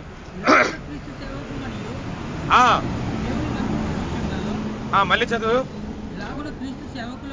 ఇలాగున క్రీస్తు సేవకుల మరియు దేవుని మర్మముల విషయములలో గృహ నిర్వాహకులమనియు ప్రతి మనస్సుడు మమ్ములను. ఇప్పుడు చెప్పండి, దేవుని సేవకుడికి ఏముండాలి తెలుసా? దేవుని యొక్క గృహంలో ఉన్న మర్మములన్నీ తెలుసుకోగలుగుతూ ఉండాలి. అన్ని కాకపోయినా సంఘానికి అవసరమైనవి, ఆయన నడిపిస్తున్న పరిచర్యకు అవసరమైనవి తెలుసుకోగలిగి ఉండాలి. నేను ఒక కొటేషన్ చెప్తాను, ఆ కొటేషన్ మీద ఇంకో కొటేషన్ కూడా చెప్తాను, మీరు అర్థం చేసుకుంటారని ఆశిస్తున్నాను. మొట్టమొదటి కొటేషన్ ఏంటంటే, దేవుని సన్నిధికి వస్తున్న వారందరూ భక్తి పరులని మనం చెప్పలేం, కానీ ఒకడు దేవుని సన్నిధికి రాలేదంటే భక్తిహీనుడని చెప్పవచ్చు అని జి రాజారావు గారు చెప్పారు. వినండి, ఆ మాట వినండి, ఇది బైబిల్లో రాసుకోండి. దేవుని సన్నిధికి వచ్చిన వాళ్ళందరూ భక్తి పరులని చెప్పలేం, భక్తిహీనులు కూడా ఉండొచ్చు. కానీ ఒక వ్యక్తి దేవుని సన్నిధికి రావట్లేదు, దేవుని సన్నిధికి అప్పుడప్పుడు వస్తాడు వెళ్ళిపోతాడు, ఒక్కోసారి నచ్చితే వస్తాడు లేదా మానేస్తాడు, ఆడు ఖచ్చితంగా భక్తిహీనుడని చెప్పవచ్చు అని అన్నాడు. ఇదే సూత్రము సేవకుల గురించి, సేవను గురించి కూడా చెప్తాను వినండి. ఒక వ్యక్తి దేవుని వాక్యములో మర్మములు తెలుసుకున్నంత మాత్రాన సేవకుడని చెప్పలేం, కానీ ఒక వ్యక్తికి దేవుని మర్మములు ఏమీ తెలియట్లేదు అంటే అతడు సేవకుడు కాదని చెప్పచ్చు. అర్థమైంది నేను చెప్పింది? నేను ముందే చెప్పాను, మీరు అర్థం చేసుకుంటారని ఆశిస్తూ ఈ మాటలు చెప్తాను. హల్లెలూయా. ఎందుకంటే దేవుడు సేవా పిలిచినప్పుడు అతన్ని అభిషేకించి దేవుడు తన మాటలను నేర్పిస్తాడు. అభిషేకం అంటే నేను చెప్తాను చూడండి. అపోస్తలులు సమరయలోని అందరు యేసుప్రభువుని అంగీకరిస్తున్నారని సంగతి తెలుసుకుని వారి మీద చేతులుంచిరి. అప్పుడు వారు పరిశుద్ధాత్మను పొందుకున్నారు. మనం పరిశుద్ధాత్మను పొందుకునే రకంలో ఇదొకటి. సేవకులు చేతులేస్తే మనం పొందుకోవచ్చు. చేతుల్లో ఆశీర్వాదం ఉందని చాలా మందికి తెలుసు, అందుకే నయమాని అలిగాడు, నా మీద చేతులు వస్తాడు అనుకుంటూ ఉంచలేదేంటి కదా. చేతుల్లో ఆశీర్వాదం ఉంటుంది, కొందరు చేతులు మరి చాలా ఆశీర్వాదాలు ఉంటాయి, ఎలాగల కాదు. అన్న మనోడు చేతితో బోని అయిందంటే అన్న ఆ రోజు పంటే అని అంటారు. వాళ్ళకే అంత ఆశీర్వాదం అయితే పరిస్థితుల్లో మన చేతులతో మరి కొనుక్కుంటే ఇంకెంత ఆశీర్వాదాలు కదా. అలాగా వీరు చేతులంచగా పరిశుద్ధాత్మను పొందుకుంటున్నారు. ఆ అభిషేకం ఎవరిచ్చారు? అపోస్తులు కాదు, వీరు చేతులుంచినప్పుడు దేవుడే ఇచ్చాడు. దేవుడు ఒక వ్యక్తిని అభిషేకించిన తర్వాత దేవుని గ్రంథంలో మాటలు చెప్పటం రాదు, ఖచ్చితంగా వస్తుంది. అసలు ఏమీ చేత కావట్లేదంటే ఈజీగా గుర్తుపెట్టేవచ్చు, అవి ఈజీగా గుర్తుపెట్టేవచ్చు. హల్లెలూయా, దేవునికి స్తోత్రం కలుగుతుంది. కాబట్టి అభిషేకం అనేది ఎంత ఇంపార్టెంట్ అంటే మీరు ఆలోచించండి. మన అభిషేకం పొందుకొనటం వలన దేవుని కొరకు సాక్షులుగా బ్రతుకుతాం. మన అభిషేకం పొందుకొనటం వలన అసాధ్యమైనవి సాధ్యపరిచే విధముగా జీవించగలుగుతాం. మనం అభిషేకం పొందుకొనటం వలన దేవుని వాక్యమును ప్రకటించే శక్తితో నింపబడతాం. హల్లెలూయా, హల్లెలూయా. ఇంకొక విషయాన్ని చెప్తాను. అపోస్తుల కార్యాలు 2వ అధ్యాయము 17వ వచనము మనం చూద్దాం. అపోస్తుల కార్యాలు 2వ అధ్యాయము ఆత్మ సంబంధి అయిన వాడు. అపోస్తుల కార్యాలు అంత్యదినములందు 2వ అధ్యాయము 17వ వచనం. అంత్యదినములయందు నేను మనుషులందరి మీద ఆత్మను కుమ్మరించెదను. మీ కుమారులను కుమార్తెలను ప్రవచించెదరు. హల్లెలూయా. ఇప్పుడు చెప్పండి, దేవుని ఆత్మ మన మీదకి వస్తున్నప్పుడు ఇప్పుడు ఏమవుతుంది? ప్రవచించే శక్తి వస్తుంది.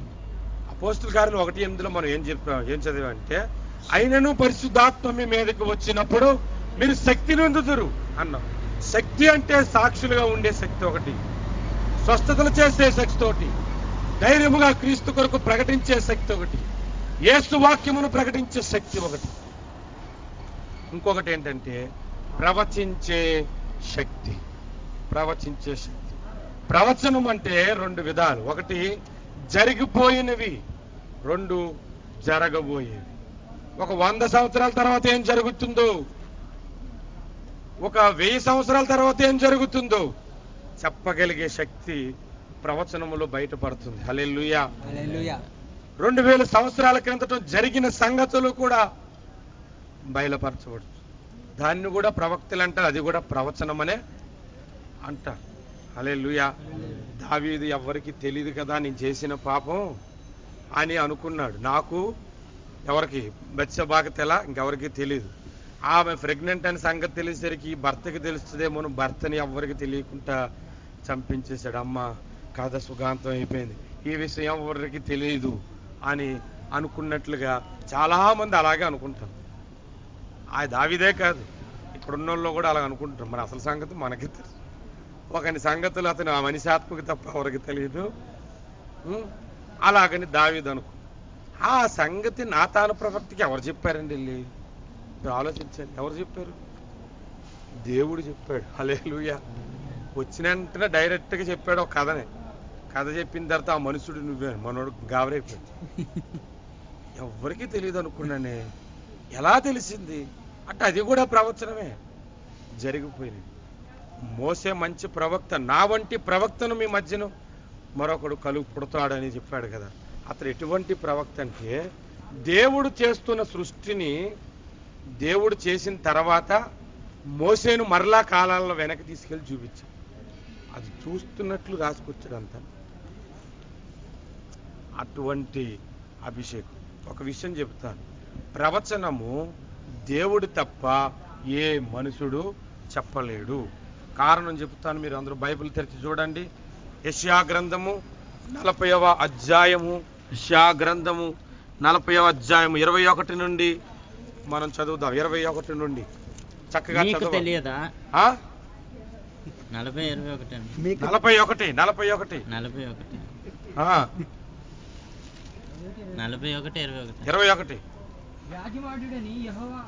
వ్యాజ్యమాడుడని యెహోవా అనుచున్నాడు. దేవుడు ఏమంటున్నాడు చూడండి, ఏమంటున్నాడు?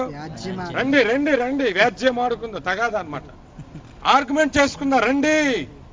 మీ రుజువు చూపించడని యాకోబు అడుగుతున్నా, యాకోబు రాజు అడుగుతున్నా. అంటే మీ రుజువు అంటే మీ ప్రూఫ్, మీ ఐడెంటిటీ కార్డు ఏదో నాకు చూపించండి అని దేవుడు అడుగుతున్నాడు. చెప్పు. జరగబోవు వాటిని విశదపరిచి మా ఎదుట తెలియచెప్పుడి, పూర్వకాలమైన వాటిని విశదపరచుడి, మేము ఆలోచించి వాటి ఫలమును తెలుసుకున్నట్లు వాటిని మాకు తెలియచెప్పుడి. లేని ఎడల రాగల వాటిని మాకు తెలియచెప్పుడి. ఇక మీదట రాబోవు సంగతులను తెలియచెప్పుడి.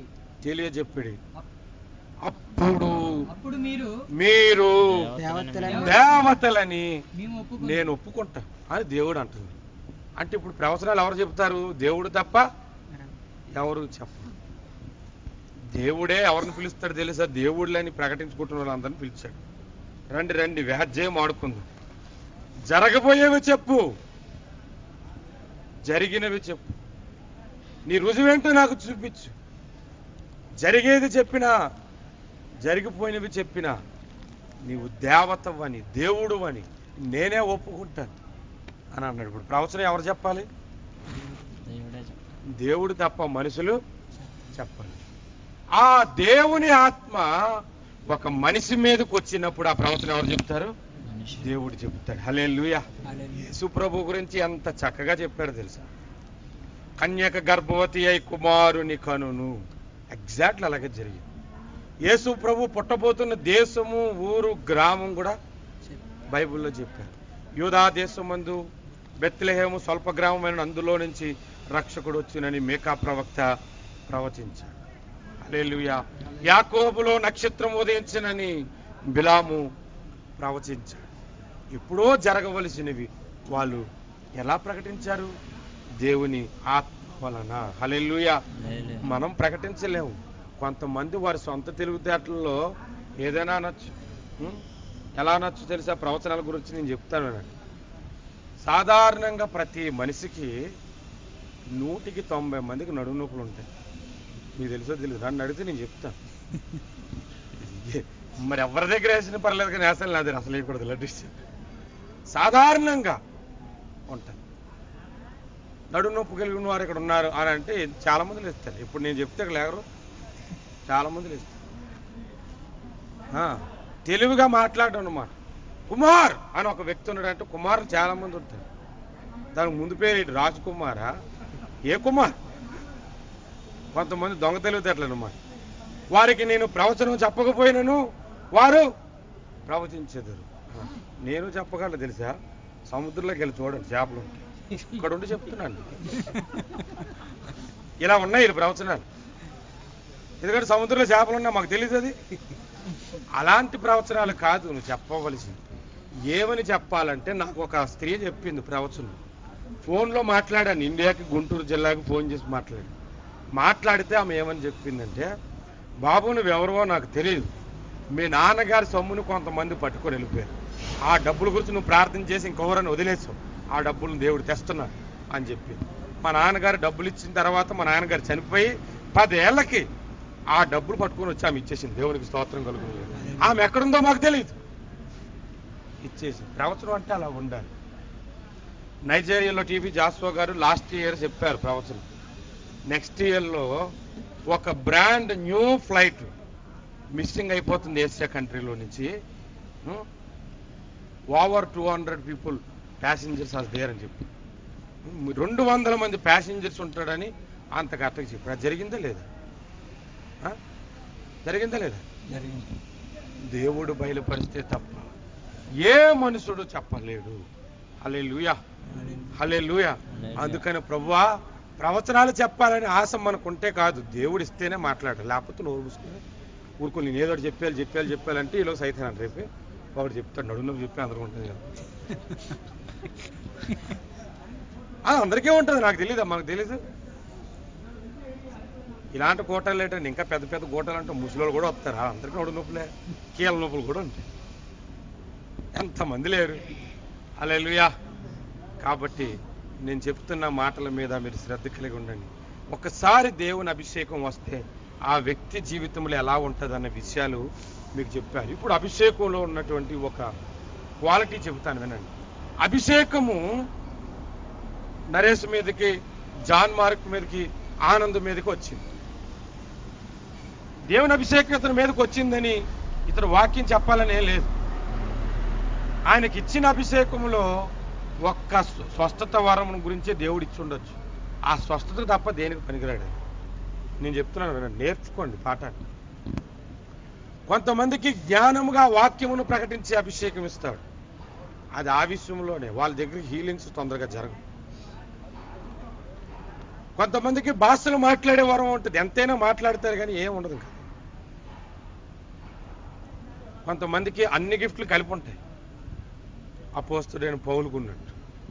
హల్లెలూయా. నేను భాషలు మాట్లాడుతున్నాను, ఆయన కచ్చిపు తీసుకెళ్ళి ఎవరు పెడతారు, లేచి వెళ్ళిపోవడం. మళ్ళీ ఆయన కచ్చిపు ఇలా తుడుచుకుంటే మనం ఏం చేస్తాం, చేయి అని అంట. ఆ కచ్చి బాబు అమృతం ఊనైనా అని పట్టుకెళ్ళిపోయి రోగుల మీద ఇలాగ అంటించుకుని వెళ్ళిపోతే వాళ్ళందరూ లేచి వెళ్ళిపోవడం. అలాంటి అభిషేకం ఆయన. ఆయనకు ఒకసారి కోపం వచ్చింది, దేవుని సంఘాన్ని పాడు చేసేస్తున్నాడు ఒకడు. దేవుడు నిన్ను గర్దించిన కాక నల్లటి మేఘం వచ్చింది, కళ్ళు కనబడలేదు. ఆ అభిషేకం కూడా ఆయన దగ్గర ఉంది. అందుకే సేవకుల దగ్గరికి వెళ్ళి కొన్ని వేషాలు వేయకండి. పేతురు దగ్గరికి వచ్చారు ఒక దంపతులు, మేము ఇంతకే కొన్నాం అని అన్నారు. అని తర్వాత ఇంతకేనా కొన్నామని ఆయన మళ్ళీ అడిగాడు మర్యాదగా. ఇంతకే కొన్నాం అని భర్త కూడాను పోయారు. ఒకడు పోయాడు, ముందు ఎటుకెళ్ళిపోయి తర్వాత భర్తను అడిగితే అప్పుడేనా నిజం చెప్పాలా, ఆల్రెడీ పోయిందని. ఆడ అలాగే చెప్పాడు. ఆ మనుషులు వచ్చారు, ఆయన కూడా తీసుకెళ్ళి. అలాంటి అభిషేకం కలిగిన వారి దగ్గరికి వెళ్ళి పిచ్చి పిచ్చిగా మాట్లాడకండి. ఉన్నది ఉన్నట్టు చెప్పండి. డాక్టర్ దగ్గర అంటే నిజం చెప్పాలంట, లాయర్ దగ్గర అంటే నిజం చెప్పాలి. మరి దేవుడి దగ్గర అబద్ధం చెప్పాలా? వాళ్ళ దగ్గర ఎలాగైనా చెప్పు, దేవుడి దగ్గర నిజం చెప్పు. హల్లెలూయా. ఇప్పుడు అభిషేకం గురించి చెప్తాను చూడండి. మన బాడీ ఉంది. మొన్న నాకు చెవులు బాగా నొప్పి వస్తే ఈఎన్టీ స్పెషలిస్ట్కి వెళ్ళాను. ఆయన దేనికి? చెవులకి, ముక్కుకి, కళ్ళుకి, గొంతుకి అని వస్తాడు. గుండెలో నొప్పి వచ్చిందని ఆయన దగ్గరికి వెళ్తే ఆయనకి ఏం తెలుస్తుందో చెప్పు. హార్ట్ స్పెషలిస్ట్ వేరే ఉంటాడు, ఆర్థోపెటిక్ వేరే కూడా, ఎముకల డాక్టర్. దేని సెక్షన్ దాని, వాళ్ళందరూ డాక్టర్లే. అలాగని మీ అందరి మీదకి అభిషేకం వచ్చిన ఒక్కొక్కరికి ఒక్కొక్క రకమైన ఉంటుంది. మీరందరూ అభిషేకం కలిగిన వారే అయి ఉండొచ్చు, కానీ ఒక్కొక్కరికి ఒక్కొక్కటి. ఇవన్నీ మనిషికి అవసరమా కాదా? అందుకే సంఘాన్ని శరీరంతో పోల్చారు. అందరి డాక్టర్లకు మనకు అవసరమే. చెవు నొప్పి వచ్చినప్పుడు ఈ డాక్టర్ కావాలి, కాళ్ళు నొప్పి వస్తే కీళ్ళ నొప్పుల డాక్టర్ కావాలి. అలాగే స్వస్థత వరకు కలిగిన దైవసేవకులు ఉన్నప్పుడు స్వస్థత గురించి అయితే అక్కడికి వెళ్ళిపోండి. వాక్యం కొరకు అవసరమైన దైవసేవకుడు వాడి దగ్గరకు వచ్చాయి. మరిలా మధ్యలోని కొరింది సంఘస్థుల్లాగా మా పాస్టర్ గారు ఏంటనుకున్నాం, ఇలా ముట్టుకున్నాడంటే స్వస్థతలు, మీ పాస్టర్ గారు అయితే ఎప్పుడు వాక్యం తప్ప ఏ ఉండదు అని గొడవలాడుకోకండి. అర్థమవుతుందా నేను చెప్తుంది? మరి అందుకే సంఘాన్ని శరీరంతో పోల్చాడు. సంఘానికి ఇవన్నీ అవసరం. స్కూల్కి వెళ్తాం, స్కూల్కి వెళ్ళినప్పుడు 6 పీరియడ్లు ఉంటాయి. తెలుగు, ఇంగ్లీషు, సైన్సు, లెక్కలు అన్నీ ఉంటాయి. ఒక్కొక్క దానికి ఒక్కొక్క టీచర్ వస్తాడు. అందరు టీచర్ అవసరం మనకు అవసరం లేదా? అన్నీ మనకు కావాలి. అందుకే నేను అంటున్నాను, నాకు అపోస్తులు కావాలి, ప్రవక్తలు కావాలి, సంఘ కాపర్లు కావాలి. కాపర పిలుపులను మాత్రం వద్దు, నాకు వద్దాను. సేవకుడు అంటే వాళ్ళని దగ్గర మీటింగ్ జరిగితే ఆ రోజు అక్కడ కోట లేకపోతే అక్కడికి వెళ్ళిపోతాను. అది మన సంఘమా కాదా మనకు అనవసరం, వెళ్ళిపోవడమే. హల్లెలూయా. నేను ఎప్పటి నుంచో చెప్తా, అన్లెస్ నువ్వు రావద్దు బాబు అని అంటే మానేస్తాను, కానీ నన్ను వద్దు అని అన్నంత వరకు వెళ్తూనే ఉంటాను. దేవునికి స్తోత్రం కలుగును. హల్లెలూయా. చివరిగా ఒక మాట చెప్పి నేను ముగిస్తాను. ఇక్కడ మీరు పేపర్ పెడతారేమో అని చూశాను, పెట్టలేదు. సరే, మనకు పేపర్ అవసరం లేదులే. ఒక మాట చెప్తా. ఒక ముగ్గురు రండి చెప్తాను. ఇలాగా ఒక ముగ్గురు రండి చెప్తాను దీనికి. ఈ మాటను మీరు శ్రద్ధగా నేను నేర్చుకున్నట్టే. ఇప్పుడు మన బైబిల్ క్లాసులో శరీరం, ఆత్మ అది కాదు, 3 ఆత్మలే. మన బైబిల్ క్లాసులో ఏంటి? 3 ఆత్మలే. మనిషి ఆత్మ గుర్తుపెట్టుకోండి, అన్నానని ఏమనుకోకు. దెయ్యం ఆత్మ, పరిశుద్ధాత్మ, 3 ఆత్మలే. ఇప్పుడు ఒక విషయాన్ని చెప్తాను చూడండి. ఈ మనిషి ఆత్మ దెయ్యం ఆత్మను ప్రభావితం చేయలేదు. ఈ మనిషి ఆత్మ దేవుని ఆత్మను ప్రభావితం చేయలేదు. అంటే నేను చెప్పేది మీకు ఇంకా క్లియర్గా తెలుసుకోండి. ఈ మనిషి ఆత్మ దెయ్యానికే అచ్చేయి అని చెప్పలేదు, అలాగే దేవుని ఆత్మకు కూడా చెప్పలేదు. ఇప్పుడు ఇంకో పాయింట్, దెయ్యం ఆత్మ దేవుని ఆత్మని ఏం చేయలేదు, కానీ దెయ్యం ఆత్మ ప్రభావితం చేస్తుంది. మనోడు వచ్చేసాడు అనుకో, ఇక్కడ జాన్మార్క్ కనబడతాడు. మీకు అర్థం అవడానికి చెప్తున్నాను, తప్పుగా అనుకోండి. జాన్మార్కి ఏ బుద్ధులు ఉన్నాయో, ఒకవేళ జాన్మార్క్ ఎక్కువ తిండి అనుకోండి ఉదాహరణ, అంటే ఆ దెయ్యం అది ఇందులో దూరితే ఆటోమేటిక్ ఈ వ్యక్తి ఏం చేస్తాడు? అలాగే తినేస్తాడు. ఆ ఎలా తింటాడంటే మనోడు కోట 2 కోట. అర్థమైంది కదా? ఇప్పుడు దేవుని ఆత్మ దెయ్యాన్ని ప్రభావితం చేయగలదు, మనిషిని ప్రభావితం. హల్లెలూయా. ఇప్పుడు మీరు వినండి, ఈ పరిశుద్ధాత్మ ఇతని మీద ఉందనుకో, ఇతడు ఎవరిని ప్రభావితం చేయగలదు తెలుసా? ఎవరిని ఉత్సాహించగలదు తెలుసా? దెయ్యాన్ని. హల్లెలూయా, హల్లెలూయా. ఇప్పుడు బైబిల్ గ్రంథం తెరిచి చూడండి. 1 యోహాను సువార్త 4వ అధ్యాయము 4వ వచనం మీరు చదవండి. 1 యోహాను సువార్త 4వ అధ్యాయము 4వ వచనం. చిన్నపిల్లలారా మీరు దేవుని సంబంధులు. అందరూ బైబిల్ తెరిచారా? అందరు తెరిచారా? మీరు కూర్చొని మీరు బైబిల్ తెరవండి. అందరు బైబిల్ తెరిచారా? 1 యోహాను సువార్త 4వ అధ్యాయము 4వ వచనం తీశారు కదా? ఇప్పుడు చదవండి అందరూ ఒకసారి. చిన్నపిల్లలారా, నేను అందరినీ చెప్పాను. అందరూ నువ్వు చదువు అమ్మాయి, నీతో పాటు చదువుతారు. మొదటి నువ్వు చదువు. మీరు దేవుని సంబంధులు, మీలో ఉన్నవాడు లోకములో ఉన్నవాని కంటే గొప్పవాడు. హల్లెలూయా. మీలో ఉన్నవాడు లోకములో ఉన్నవాని కంటే గొప్పవాడు. ఒక దెయ్యం పట్టుకున్నాడు మీ దగ్గరకు వచ్చాడు అనుకో, మీలో ఉన్నవాడు ఎవరు? వాడిని ప్రభావితం చేయగలడు, వాడిని ఆడించగలడనమాట. హల్లెలూయా. అర్థమవుతుందా? ఒక్కొక్కసారి మనకు బలం లేదని మనం అనుకుంటాం, మనకు ఆల్రెడీ బలం ఉంది. అది యూజ్ చేయమంతే, మనకు బలం లేదని ఎవరు చెప్పారు? మనలో ఉన్నవాడు లోకములో ఉన్నవాడి కంటే గొప్పవాడు. హల్లెలూయా. దేవునికి స్తోత్రం. మనం యూజ్ చేయట్లేదు, అంతేగాని మనం ఏం చేయగలమో తెలుసా? ఆనాడు శిష్యులు చేసినట్టు మనం లోకమును తలక్రిందులు చేయువారు వీరేనా? ఎటువంటి సాక్ష్యం అండి అది. కొంతమంది సేవకులను నేను చూస్తుంటాను, నేను చూశాను కూడా.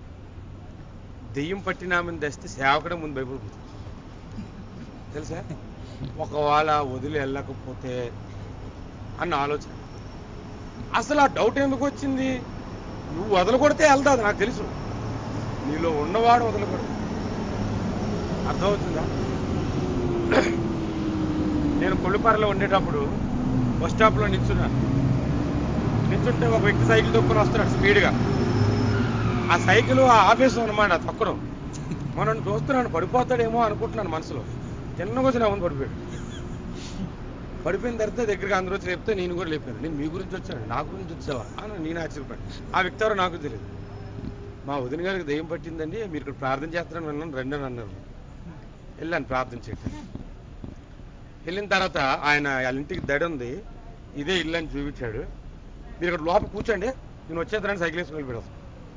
అంటే నాకే టీయో ఏదో తేవడానికి. నేను లోపల రాగానే ఒక ఆవిడ వచ్చింది, మంచం వేసి కూర్చున్నాను. ఇక్కడ ఎవరికి దెయ్యం పట్టిందంట కదమ్మా ఎవరు అని అంటే అలాగ అంటున్నారండి. ఏమీ లేదు, ఆడు పిచ్చోడు అని అన్నాడు. ఈలోకి ఇంట్లో ఇంకొక ఆవిడ వచ్చింది, ఆ బాబా అది దెయ్యం పెట్టిన ఆవిడ ఈవిడే అని అందుకు ఆవిడే వచ్చి మాట. అది ప్రార్థన చేశాను, ఏమీ లేదు. బయటకు వచ్చేసాను. బయటకు వచ్చిన తర్వాత శుభ్రం కొట్టేస్తుంది. కొట్టేటప్పుడట నవ్వుతూ కొడుతుందంటే, ఎవరైనా సీరియస్ కొట్టడం చూసాం, నవ్వుతూ కొడుతుంది. చూడండి, మరలా ప్రేయర్ చేసాం, మళ్ళీ లేదు. దేవునికి స్తోత్రం కలిగింది. ఇలాంటివి ఎన్నో చూసాను. ప్రార్థన వలన అనేకమైన కార్యాలు జరుగుతాయి. హల్లెలూయా. దేవుని ఆత్మ అభిషేకం మన మీద ఉన్నప్పుడు మనం ఎలాంటి పనులు చేస్తామంటే మన బలముతో మనం చేయలేము, దేవుని బలముతో ఆ కార్యము జరుగుతుంది. దేవునికి స్తోత్రం. హల్లెలూయా. ఇప్పుడు మీరు వినండి నా మాటలు.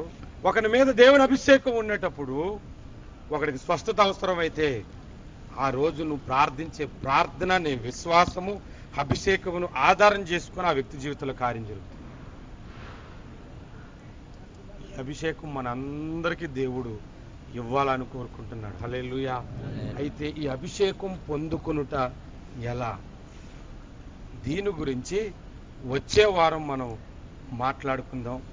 మెట్టుకు ఒక్క విషయాన్ని మాత్రం మీకు నేను చెబుతాను. అదేంటంటే, ప్రార్థన వలన దేవుని ఆత్మచేత మనము నింపబడతాం. ప్రార్థన అంటే 10 నిమిషాల ప్రార్థనకి దేవుని ఆత్మ నీ మీదకు రాడు, పావుగంట ప్రార్థనకి రాడు, గంట ప్రార్థనకి రాడు, 10 గంటల ప్రార్థనకి రాడు. చాలే 10 గంటల 2 గంటలు మేము చేయలేము. ఇంకొక మాట కూడా చెప్తున్నాను వినండి. 10 నిమిషాలు ప్రార్థించినా కూడా ఒకసారి వచ్చేస్తాడు, పావుగంట ప్రార్థించినా వస్తాడు. ఏంటి కారణం అనంటే, మన మనసు సరిగ్గా దేవుని మీద దృష్టి పెట్టుకొని ప్రార్థించటం. మీరు ఎప్పుడైనా చూడండి, ప్రార్థన చేసినప్పుడు ప్రాక్టీస్ చేయండి. నేను ప్రార్థన చేయడానికి మోకాలు వేసినప్పుడు సాధారణంగా ప్రార్థన చేసి నేను ముగించేస్తాను. కొన్ని సందర్భాల్లో పట్టుదల కలిగి ప్రార్థన చేస్తాను. ఆ సమయంలో ఏం జరుగుతుందంటే, నేను మోకాలు వేసి ప్రార్థన చేస్తున్నప్పుడు ఇంకా చేయాలనుకున్న రోజే చేయకుండా ఆపే ఒక బలమైన ఆలోచనలు మనలో కలుగుతుంటుంటాయి. మీకు అర్థమవుతుందా? ఏ రోజైతే ఎక్కువ సమయం ప్రార్థించాలనుకుంటామో ఆ రోజే ఎక్కువ సమయం ప్రార్థించకుండా బలమైన ఆలోచనలు కలుగుతుంటాయి. లేదా నువ్వు ప్రార్థన చేస్తుంటుంటే వంటగదిలో సామాన్లు పడిపోవచ్చు, డిస్టర్బ్ అవ్వడం చెప్తున్నాను. అప్పుడే ఎవరో వచ్చి సౌండ్ పెద్ద పెట్టి వచ్చి టీవీ సడన్గా ఏదో కుక్క పెద్దగా అరవచ్చు. మనం ప్రార్థన చేస్తూనే ఉంటుంటాం, అది డిస్టర్బ్ చేయటానికి. వాడు మనల్ని ఏమీ చేయలేక పక్కనున్న వాటిల్లో నుంచి మనల్ని అటాక్ చేయాలని చూస్తాడు. అవన్నీ పట్టించుకోకుండా ఇంకా మనం ప్రార్థన చేస్తూ చేస్తూ చేస్తూ చేస్తూ చేస్తూ వెళ్ళిపోతే దేవుని ఆత్మచేత అప్పుడు నింపు. హల్లెలూయా. హల్లెలూయా. వాటిని జయించాలి. అప్పుడు మీరు ఎప్పుడైనా మీ అనుభవాల్లో ఉన్నాయో లేదో నాకు తెలియదు, కానీ 1 గంట సమయం దాటి ప్రార్థన చేశానంటే కుక్కల సౌండ్లు వినబడుతున్నాయి. కుక్కల వరకు నేను ఎప్పుడు ప్రార్థన చేసినా ఎందుకు వినబడుతుందో నాకు తెలియదు. ఇంకా ఎక్కువ ప్రార్థన చేశానంటే నేను నక్షత్రాల దగ్గరికి వెళ్ళిపోతాను. ఆ వెలుగులు అన్ని చూస్తాను, ఫుల్ కలరింగ్లో ఉంటుంది. ఇంకా ప్రార్థన చేస్తే నేను చీకట్లో ఉండి ప్రార్థన చేసిన లైట్లన్నీ ఆపేసుకుని పెద్ద వెలుగులో నేను ఉన్నట్లుంటుంది. ఆ ఫీలింగ్లోకి ఎప్పుడైనా మీరు చేశారా అంత సమయం? ఎంత అంటే నువ్వు ప్రార్థన చేస్తున్న కొద్ది ఆ వెలుగు పెరుగుతూ పెరుగుతూ పెరుగుతూ నీకు తెలియకుండా దేవుని ఆత్మాభిషేకం నీ మీదకి వస్తాడు. హల్లెలూయా, హల్లెలూయా. అది ప్రార్థన వలన జరుగుతుంది. దేవుని ఆత్మ మనలోనికి రావటానికి బాప్తిసం వలన జరుగుతుంది. ఆత్మ మన మీదకి రావటానికి అడుగువానికి పరిశుద్ధాత్మను ఇచ్చును అన్నాడంటే అదేంటంటే అభిషేకం. అభిషేకం. హల్లెలూయా. అందుకే బలముగా మనం ఉండాలి దేవుని సన్నిధిలో. మన ఆధ్యాత్మిక జీవితం బలపడాలంటే ఆత్మాభిషేకము అవసరము. హల్లెలూయా, హల్లెలూయా. మీ ఒక విషయం చెప్తాను, చెప్పేసి నేను ముగిస్తాను. నేను ప్రార్థన చేసేటప్పుడు ఏ విధంగా నేర్చుకున్నానో నా అనుభవాన్ని చెప్తాను. ఏ విధంగా నేర్చుకున్నాను? నాకు ప్రార్థన చేయటానికి చాలా సిగ్గు. మొదట్లో ప్రభువుని నమ్ముకున్న కొత్తలో ప్రార్థన చేయటానికంటే సిగ్గు. ఈడేట్రా ప్రార్థన చేయడం ఏంటి అని అనుకుంటారని చేసేవాను కదా. చాలా కాలంగా సింగపూర్ దేశంలో తెలుగు మెథడిస్ట్ చర్చ్కి వెళ్ళినప్పుడు వాట్సన్ గారు వాక్యం చెప్తుండేవారు. ప్రేయర్ గురించి, పరిశుద్ధత గురించి ఎక్కువగా వాక్యం చెప్తున్నారు. ఆయన ప్రేయర్ గురించి వాక్యం చెప్పినప్పుడు నా హృదయంలో గాయపడినట్టుగా అనిపించింది. నేను నిజంగా ఇలాంటి ప్రార్థన చేయలేకపోతుందనే అని అనుకొని ఒకరోజు నేను సెలవు పెట్టి హాఫ్ డే నేను నా రూమ్కి వచ్చేసాను. వచ్చి ప్రార్థన చేయాలనుకున్నాను. నేను ఇక్కడ 36 బ్లాక్లో 3వ ఫ్లోర్ 3వ రూమ్లో ఉండేవాడు. ప్రార్థన చేయటానికని స్నానం చేశాను, రెడీ అయిపోయాను. ఇంకా ప్రార్థించక మోకరిద్దాం అని ఇలా అనుకునేటప్పటికి ఒకటి తలుపు తీసుకొని వచ్చి ఇలాగన్నోని ఇలా కూర్చున్నాను బయట. వాడు వచ్చాడు కదా, వాడు వెళ్ళిపోతాడులే, కొంచెం తర్వాత చేసుకుందాం అనుకున్నాను. వాడు లోపలికి వెళ్ళాడు, స్నానం చేశాడు, జీన్ ప్యాంట్ వేసాడు, టక్ చేశాడు, అద్దం దగ్గర ఫోన్ ఊదుకున్నాడు, బుసలు దూకున్నాడు. సరే వెళ్ళిపోతాడు, వెళ్ళిపోయిన తర్వాత మనం ప్రేయర్ చేసుకుందాం అనుకున్నాం. టీవీ ఆన్ చేశాడు, తమిళ సినిమా వస్తుంది. చూసి చూసి చూసి ఫ్యాన్ టిప్స్ లొంగి కడుకుని చూస్తున్నాడు. నాకు వీడు వెళ్ళా అనవసరంగా లీవ్ పెట్టేశానే అని కిందకు వచ్చేసాను.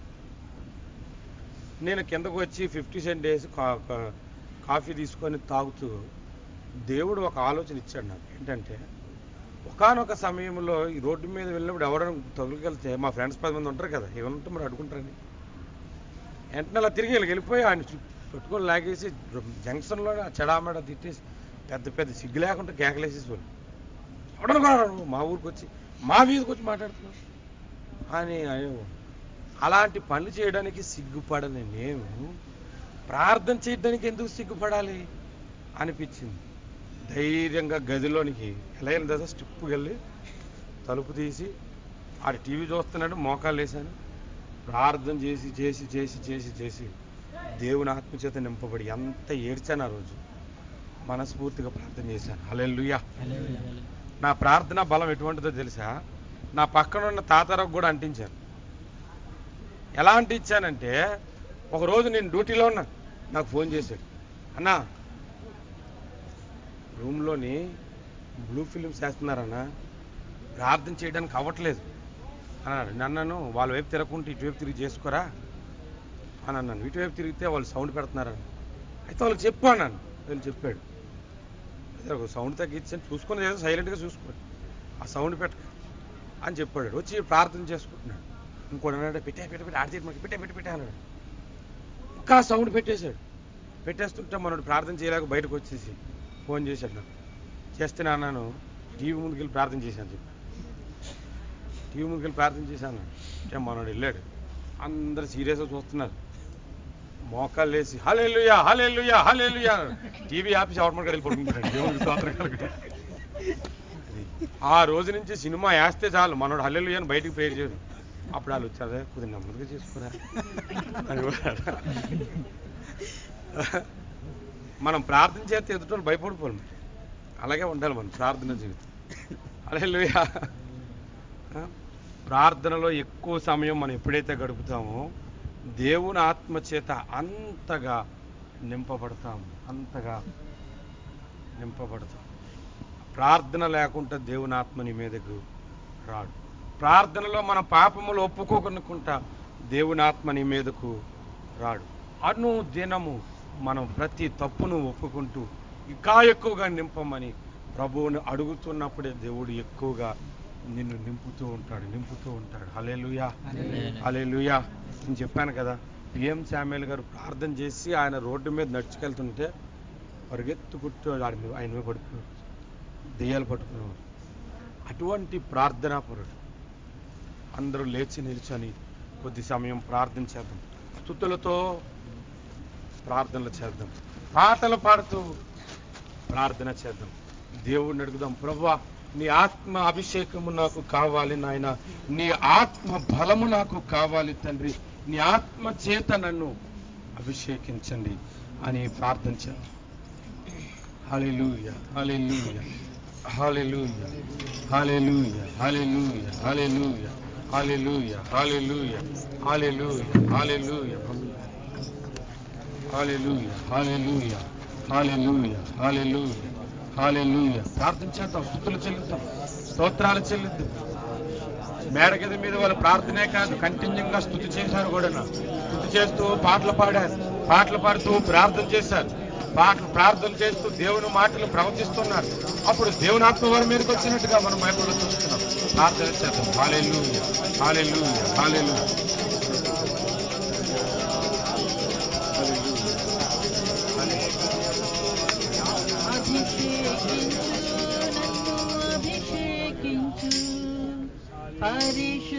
పరిశుద్ధాత్ముడా అభిషేకించు, అభిషేకించు, నన్ను అభిషేకించు. పరిశుద్ధాత్ముడా అభిషేకించు, ఆనంద తైలంతో అభిషేకించు, పరిశుద్ధ అభిషేకించు, ఆనంద తైలంతో అభిషేకించు, పరిశుద్ధాత్మతో అభిషేకించు.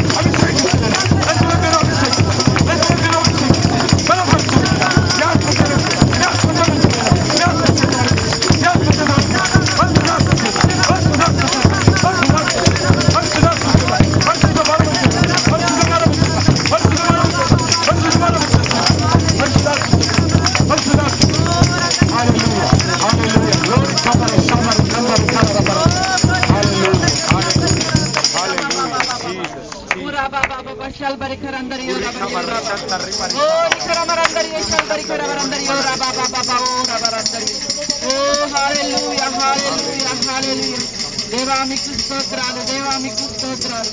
పరిశుద్ధాత్ముడా మీకు వందనాలు, స్తోత్రాలు స్తోత్రాలు స్తోత్రాలు చెల్లిస్తున్నాము నాయన. ఈ రాత్రికాల సమయంలో మీ ఆత్మతో మమ్మల్ని అందరినీ అభిషేకించినందుకు మీకు వందనాలు.